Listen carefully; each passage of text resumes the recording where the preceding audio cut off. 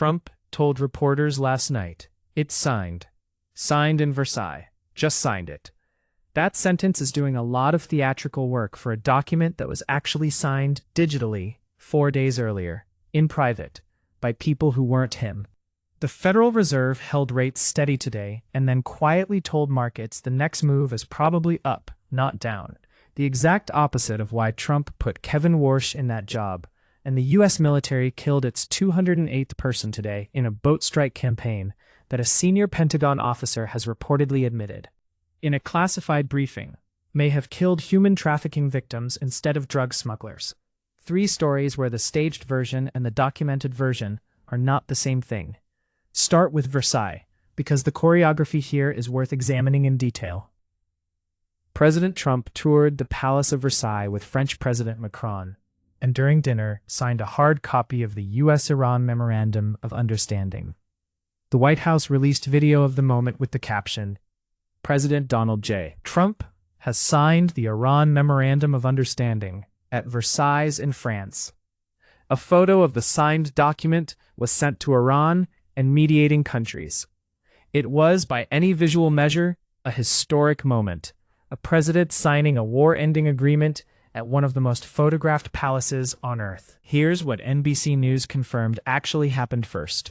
The memorandum had already been signed digitally on Sunday, 4 days before Versailles, by Vice President J.D. Vance and Iranian Parliament Speaker Mohammad Bagher Ghalibaf, with Trump witnessing it. A senior White House official confirmed on Monday that both Trump and Vance had already signed.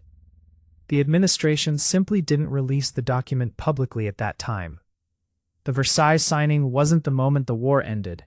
It was a restaging of something that had already happened, scheduled for a backdrop that photographs well. Now to the substance, which the administration finally released Wednesday, after senior officials read the full 14-point text to reporters on condition of anonymity.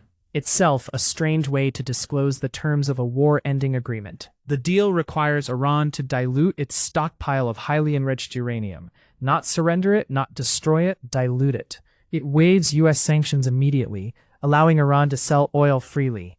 It opens the Strait of Hormuz toll-free for 60 days. It affirms a commitment to Lebanon's territorial integrity, language that means nothing operationally, while Israel continues striking Hezbollah positions inside Lebanon, which it is doing today, with Trump's explicit blessing. Asked directly at the G7 whether he wanted Israel to halt its Lebanon campaign, Trump said, "No, I want Israel to be able to protect itself, but I do want them to use good judgment.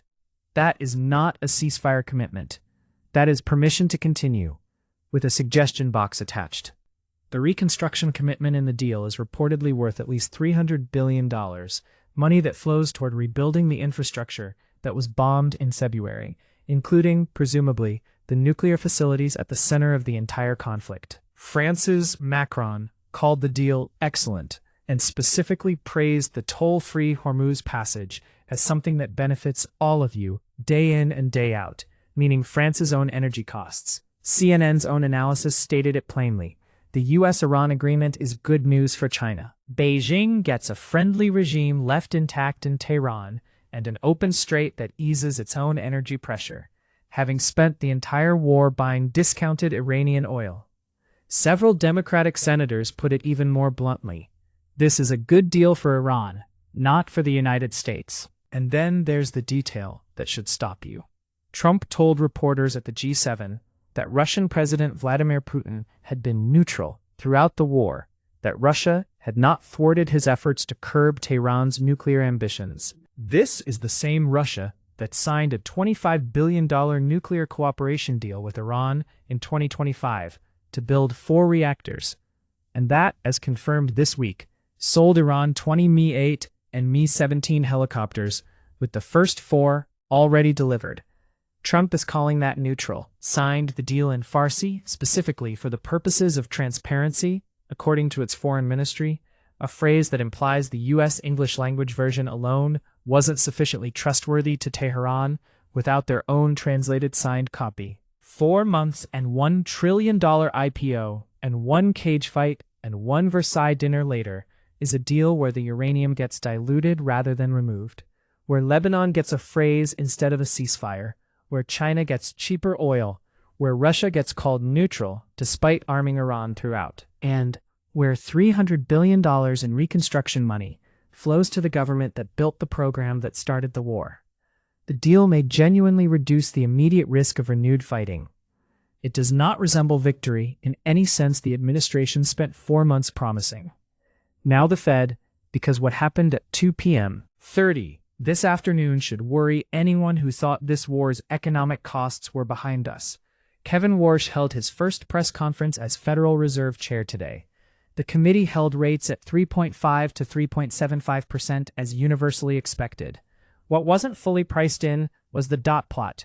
3 months ago in March, the median FOMC projection for where rates would sit at the end of 2026 was 3.4%, implying a cut from where we are now. Today's updated projection, 3.8%. That's not a small revision. That's the entire committee flipping from expecting a cut to expecting a hike inside 1 quarter, with 9 of 18 officials now projecting at least one increase by year's end. Warsh did something genuinely unusual. He refused to submit his own dot.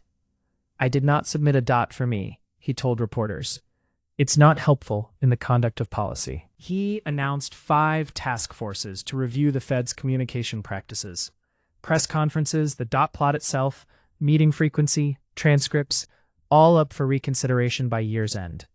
He called the new, dramatically shortened policy statement curt and meant it as a compliment. When asked to elaborate on the Fed's reasoning, he frequently just referred reporters back to the statement itself. "I've got nothing more to say than the statement itself. Here's the part that should actually concern you." Trump nominated Warsh specifically because he expected a chair who would cut rates. Trump has publicly joked about suing his own Fed chair if rates don't come down. What Trump got today in Warsh's first official act was a quarter-point hike penciled into the median 2026 projection, and a chairman who structurally refuses to offer forward guidance that might let Trump pin him down politically. Wharton professor Peter Conti Brown's framing from before the meeting proved exactly right. Deliberate opacity carries a political dimension, making it harder for politicians to beat up on the Fed. Warsh just built himself a shield against the very pressure Trump nominated him to be susceptible to. Markets did not take this well. The Dow fell 507 points. The S&P dropped over 1.2%. The Nasdaq fell 1.34%. 2-year Treasury yields jumped 16 basis points to a 1-year high.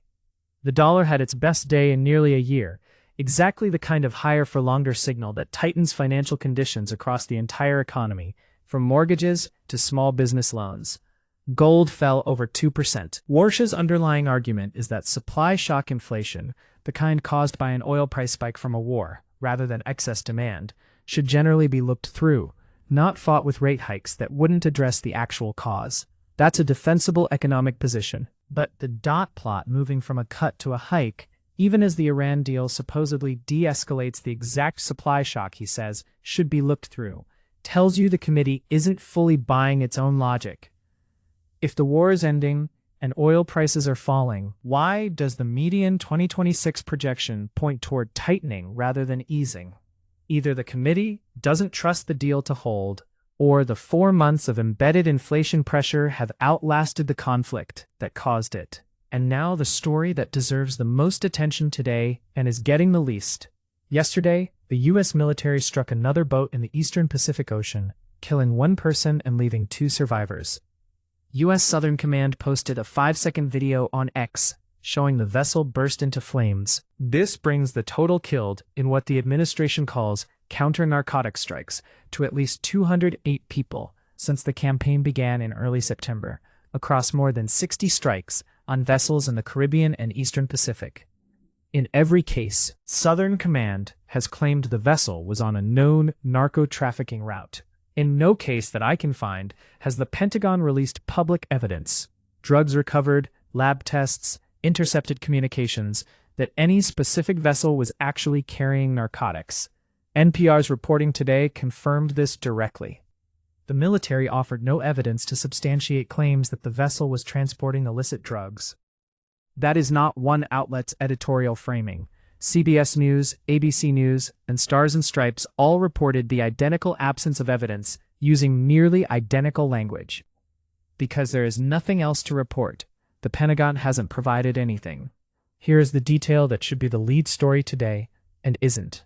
Democracy Now! Reported that The Intercept obtained information from a classified Pentagon briefing, in which a high-ranking officer admitted that some of the casualties in at least one of these boat strikes may have been victims of human trafficking, not the smugglers the administration has spent 10 months calling RCO terrorists, people being trafficked against their will, killed by a missile fired by their own government's military, in a strike justified as taking out cartel operatives.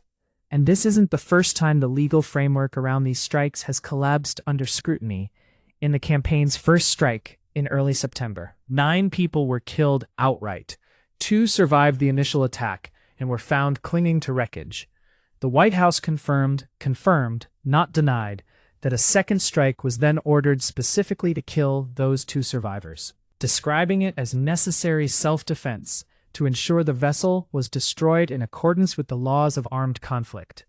Legal scholars said at the time, and continue to say, that deliberately killing survivors clinging to wreckage is illegal under the laws of war, regardless of how you classify the underlying conflict.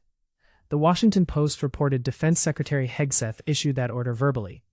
The White House later said a Navy admiral gave the order. Those 2 accounts of who actually pulled the trigger on a decision to kill surviving human beings in the water have never been fully reconciled.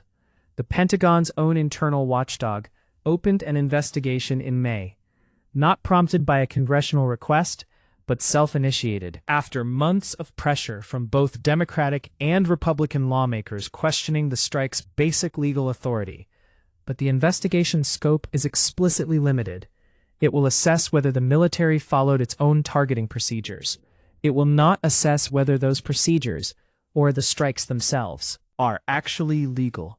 Human Rights Watch and Amnesty International have both characterized this campaign as a pattern of unlawful extrajudicial killing. The administration's response, consistently, has been to post a 5-second video on X and move to the next vessel. 208 people. 60-plus strikes. 0 pieces of public evidence connecting any specific victim to drug trafficking. At least 1 documented incident of survivors being deliberately killed in a follow-up strike. A credible report of human trafficking victims among the dead. A Pentagon watchdog investigation that cannot examine legality even if it wanted to. This is not a controversial footnote to a larger news day, by any reasonable accounting of stakes. It is the most serious accountability failure in this entire administration's use of lethal force abroad. More opaque than the Iran war, conducted with less public justification, and producing a body count that keeps climbing 1 boat at a time, almost entirely outside the news cycle that's been consumed by Versailles photo ops and Fed press conferences. 3 stories. A peace deal staged for cameras at a French palace that was actually finalized days earlier in private, with terms that dilute uranium rather than eliminate it, and call Putin neutral despite arming Iran throughout the war. A Federal Reserve chair, installed specifically to deliver rate cuts, whose first official act was watching his own committee's median forecast flip toward a hike, while declining to give markets, or the president who appointed him, any way to hold him accountable for it. And 208 people dead in the Pacific and Caribbean, with no public evidence any of them were guilty of anything, including, in at least 1 documented case, evidence that the dead may have been trafficking victims rather than traffickers. Versailles photographs beautifully. Warsh's press conference moved markets in real time. The boat strikes get a 5-second video and a number that climbs by 1 or 2 or 3 every few days. With almost nobody asking the question that 208 deaths without evidence should force. Who exactly decided these people deserve to die, and on what proof?